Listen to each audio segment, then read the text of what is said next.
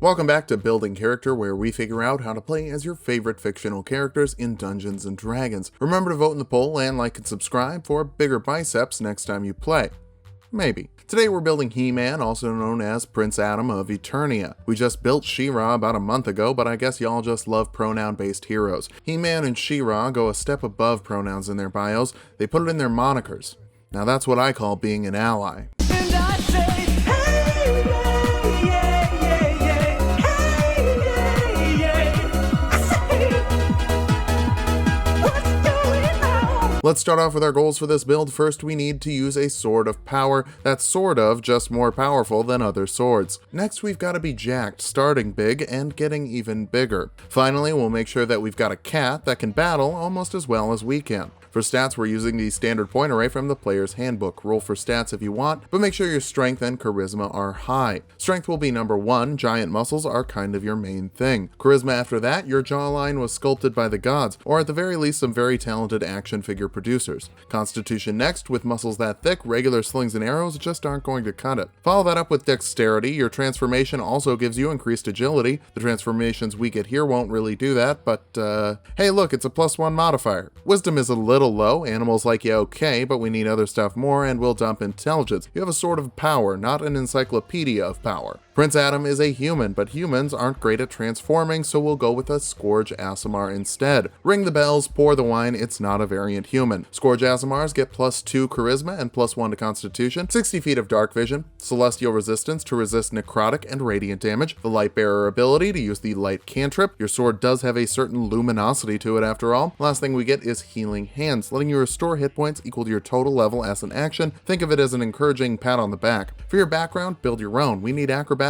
and animal handling, and they're kind of tricky to get from other places. We'll kick things off as a paladin. You and your twin sister have some similarities. Who knew? You can grab 2 skills from the paladin list. Athletics and persuasion would be my picks. For some more healthy encouragement, lay on hands lets you heal a creature you touch from a pool of HP equal to 5 times your paladin level as an action. Aasimar is a race that turns almost every other class into a paladin, and it turns a paladin into an extra paladin. You also get divine sense, letting you detect the presence of fiends, celestials, and undead an amount of times equal to your charisma modifier per long rest. If any bony baddies are coming your way, now you'll be ready for them. Second level paladins get a fighting style. Great weapon fighting lets you reroll 1s and 2s on damage die with a 2-handed weapon. Your sword is too long to be a long sword, and great enough to be a great sword, which deals 2d6 slashing damage, and you get to reroll 1s and 2s on either. You can also learn some paladin spells. Heroism makes a creature immune to frightening, and gives them temporary HP equal to your charisma modifier at the start of each of their turns for up to a minute, depending on your concentration. Keep in mind, temporary HP doesn't stack. This is basically just refreshing every round,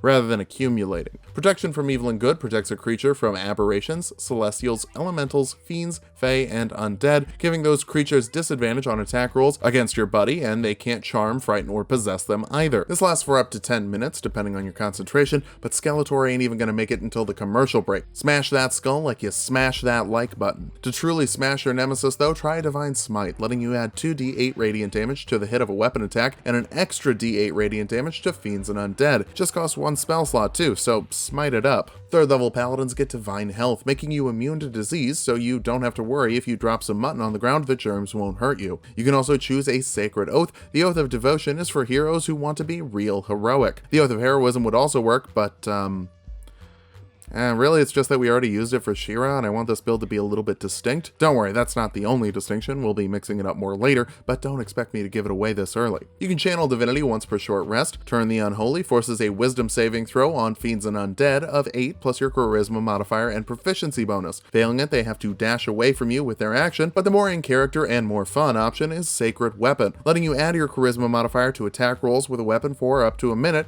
and the weapon becomes magical for overcoming resistances. That's the power of Pine-Sol. Grayskull. As a Scourge Aasimar, you can also transform with some Radiant Consumption, letting you deal extra Radiant damage equal to your level with 1 attack per round, and half your level in Radiant damage to creatures within 10 feet of you, including you. But you resist it, so you'll be fine. 4th level Paladins get an ability score improvement. We've got to get that Strength modifier up, so invest in it and use the full power of the Sword of Power. Well, not the full power, it's still only +3, but it's a step in the right direction. 5th level Paladins get an extra attack, letting you make 2 attacks instead of 1 with your action. Keep in mind, the Radiant Consumption consumption only works once per round, so you can't get too greedy with it. But smites can happen on every attack if you've got the spell slots, and you've got second level slots now. Of course, those could be also used for second level spells like Magic Weapon, which adds 1 to your attack and damage rolls and makes your weapon magical in terms of overcoming resistances. Sure, you get this from Sacred Weapon, but that's just once per short rest. This makes sure you're always ready to go with a magical sword. 6th level Paladins get Aura of Protection, letting allies within 10 feet of you add your Charisma modifier to their saving throws, including you, making you a hard He-Man to take down. 7th level Devotion Paladins get an Aura of Devotion, meaning your allies within 10 feet of you can't be charmed. Obviously, this is because you're more charming than any of the things that could be charming them. You are a prince after all. 8th level Paladins get another ability score improvement. We can get so close to capping the strength. Hopefully you rolled well. I'd really like to grab a feat before this is all said and done. 9th level Paladins can learn 3rd level spells, but I'm more interested in 3rd level smites. 4d8 worth of radiant damage on most enemies and 5d8 on Skeletor's bony butt will really help you kick it.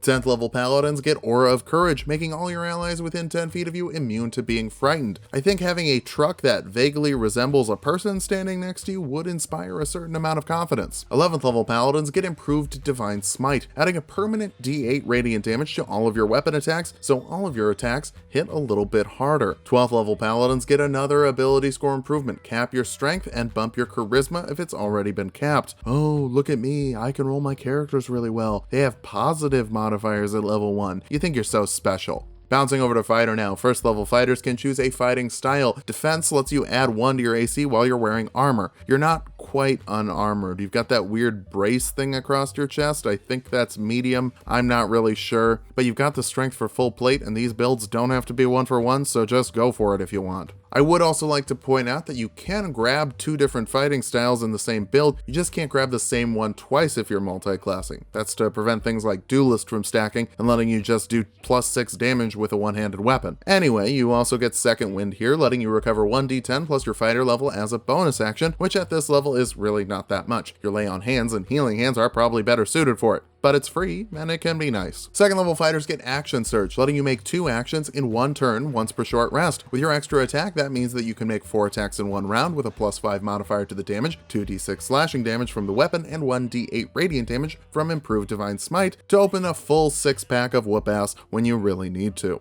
3rd level fighter is what we're really here for, letting us pick up a martial archetype. The Rune Knight is currently in the Unearthed Arcana phase, but I'm crossing my fingers it gets made official in Xanathar's 2 Electric Xanadu. You get to choose 2 rune options. The Frost Rune gives you advantage on animal handling and intimidation checks, and once per short rest you can use a bonus action to add 2 to your strength modifier for 10 minutes. The Hill Rune gives you resistance to poison damage and advantage on saves against being poisoned, and you can use a bonus action to give yourself resistance to bludgeoning, piercing, and slashing damage for a minute. You also get Giant Might twice per long rest, which lets you use your bonus action to make yourself large, get advantage on strength checks and saves, and deal an extra 1d6 with your weapon attacks. For She-Ra, we were using the Enlarge Reduce spell from the Oath of Heroism spell list. This works a little bit better, as it adds a d6 instead of a d4 to the weapon attacks and doesn't require a concentration, letting us use Magical Weapon, Heroism, or some other concentration spell that sounds like more fun. The disadvantage is diving into Fighter here keeps us from getting a Paladin capstone, which are generally pretty stellar, but honestly the Devotion one isn't really that great compared to the others, and it doesn't make you large, so it's pretty much garbage. 4th level fighters get an ability score improvement, round up your charisma, and then start investing in constitution. You gotta be a thick boy. Back over to Paladin, 13th level Paladins can catch a ride with the Find Greater Steed spell. This lets you summon a plethora of different steedy options, but I'm just going to focus on the Battle Cat, also known as a saber-toothed tiger. They're large, meaning that they are mountable as long as you're not in your giant shape. Their claws deal 1d10 plus 5 slashing damage, and their bite deals 2d6 plus 5 piercing damage. If they charge 20 feet before making a claw attack, they can force a DC 14 strength save, knocking the enemy prone, and get to bite them as a bonus action. So, how does it compare to Swiftwind from the She-Ra video? Well, it's slower and it can't fly, but it can deal a bunch more damage thanks to Pounce and just a better overall modifier to the attack damage. But honestly, if you want Swiftwind, you can summon Swiftwind. Heck, you can summon Rocksteady from the Teenage Mutant Ninja Turtles. Look the steeds up in Xanathar's Guide to Everything and pick your favorite. 14th level Paladins get get Cleansing Touch, letting you remove a spell effect on you or another willing creature an amount of times per long rest equal to your Charisma modifier. Notice how I didn't say anything about spell levels or rolling? That's because that's not part of it. If someone got hit by a 9th level spell you don't like, shut it off. I can't think of a 9th level spell right now that applies a debuff, but gosh, that sounds nasty. 15th level Devotion Paladins get Purity of Spirit, permanently putting you under the effects of the Protection from Evil and Good spell, making Skeletor just really bad at fighting you, which kind of explains why you stomp him so hard as often as you do. Our capstone is the 16th level of Paladin for a late game feat. The Great Weapon Master feat lets you make a bonus action attack after you land a critical hit or reduce an enemy to 0 HP. You can also take a -5 penalty to your attack roll to add 10 to the damage roll. You do have to be using a two-handed weapon, so the Sword of Power works. Now that we've hit level 20, let's figure out how viable this build is. First, you are buff. Sorry, buffed. I read that wrong. Let's list all the buffs you can put on at the same time. Sacred Weapon, Radiant Consumption, Frost Rune, Hill Rune, Giant Might, and a 4th level magical weapon with a battle cat biting people next to you. Let's break down exactly what that means. Your attack modifier can be +17, or let's just say +12 since we want the Great Weapon Master bonus, so the damage on your action surge turn is 12d6 plus 76 slashing, plus 4d8 plus 20 radiant damage before you've added any extra smites. I can't believe this is happening, but you could put a dent in Poison Ivy. Maybe not kill her, but a dent is impressive. Finally, you're just a great guy to be around, with bonuses from your auras making your team really happy. For weaknesses, those buffs don't happen all at once. Most of them require bonus actions, so it could take you a minute to really get the power of Grayskull going. Your intelligence and wisdom modifiers could also be an issue. Wisdom is especially common for saving throws, and being paralyzed can be a real bummer. Finally, you've only got 4 skill proficiencies, meaning outside of combat, you might not be super helpful. But remember how helpful you are in combat? Summon the power of Grayskull, point your sword to the heavens, and bring it down hard on the skulls of your enemies. Just don't take too long saying your catchphrase. Recycling frames is useful for animators, but it's not particularly wise to do it in combat. Thanks for watching. If you liked the video, subscribe for more. We make 2 videos every week. Click the annotation in the top right corner of the video to vote in this week's poll. Your options are Jak and Daxter, Sly Cooper, or Ratchet and Clank. And come back Thursday for a birthday boy.